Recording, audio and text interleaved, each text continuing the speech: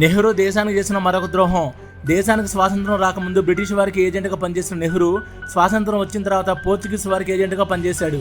దేశానికి స్వాతంత్రం వచ్చిన తర్వాత గోవాను స్వాధీనం చేసుకోకుండా మన దేశ భూభాగాన్ని పోర్చుగీస్ వాళ్ళకి నెహ్రూ ఏదో తన ఆస్తి ఇచ్చేసినట్లు ఇచ్చేశాడు.